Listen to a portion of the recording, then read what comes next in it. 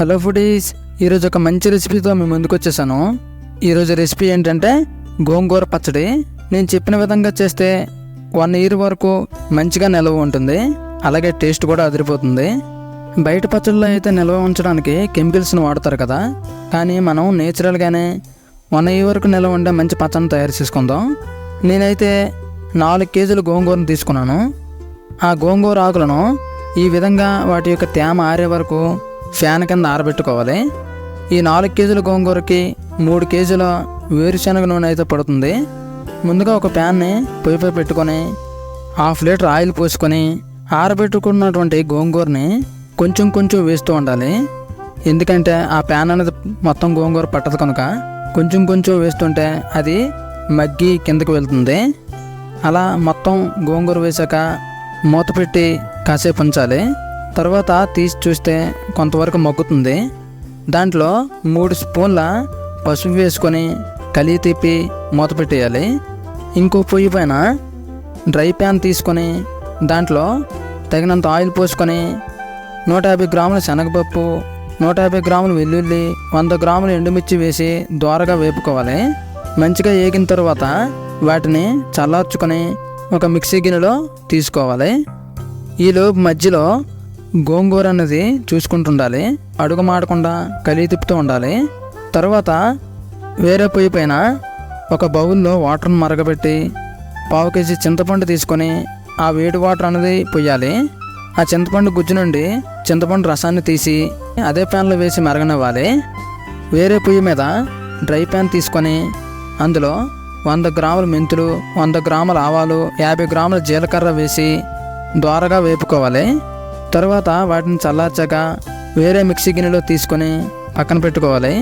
వేరే ప్యాన్లో ఉన్నటువంటి చింతపండు రసం అనేది దగ్గరగా మగ్గాక దాంట్లో 1/2 kg ఉప్పు గల్లును వేసుకొని బాగా కలిగి తిప్పి కాసేపు మరగనివ్వాలి. గోంగూర మసాలాలు అవి చల్లారడానికి ఫ్యాన్ కింద పెట్టుకొని వాటిలో ముందుగా వేపుకున్నటువంటి మెంతులు, ఆవాలు, జీలకర్రను మెత్తగా పొడి చేసుకొని పక్కనుంచుకోవాలి. తర్వాత వేరే మిక్సీ గిన్నెలో ఉన్న శనగపప్పు, వెల్లుల్లి, ఎండుమిర్చిను దోరగా ఆడించుకొని పక్కనుంచుకోవాలి. తర్వాత చల్లారినటువంటి గోంగూరను వేరే మిక్సీ గిన్నెలో వేసి మెత్తగా ఆడించుకోవాలి. ఇక్కడే చాలా ఎక్కువ టైం పడుతుంది, ఎందుకంటే గోంగూర చాలా ఎక్కువ కనుక చాలా టైం పడుతుంది. సహనంగా వీటిని మిక్సీలో ఆడిస్తుండాలి. తర్వాత గోంగూర వేపుకున్నటువంటి ప్యాన్లోనే 2 లీటర్ల ఆయిల్ పోసుకొని ఆయిల్ మరిగాక 100 గ్రాముల పోపులు, 100 గ్రాముల వెల్లుల్లి, 50 గ్రాముల ఎండుమిర్చి వేసి మంచిగా వేగనివ్వాలి.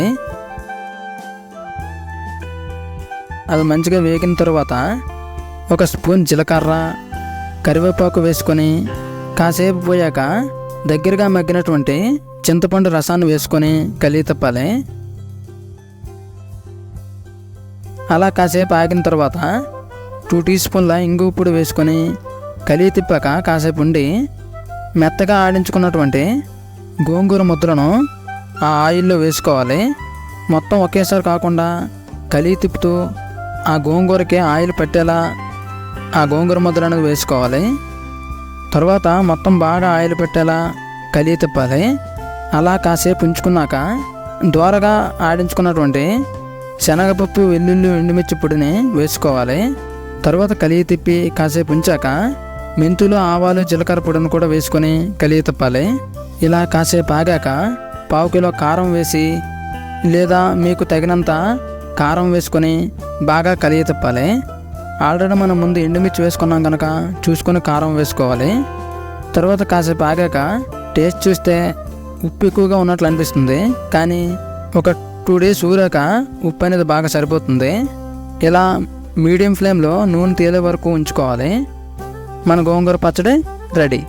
దీన్ని వేరే జాడీలోకి దేనికైనా మార్చుకొని ఒక 2 days తర్వాత ఊరాక తింటే పచ్చడి అదిరిపోతుందండి. మీరు కూడా ఒకసారి ట్రై చేసి ఎలా ఉందో కామెంట్ చేయండి.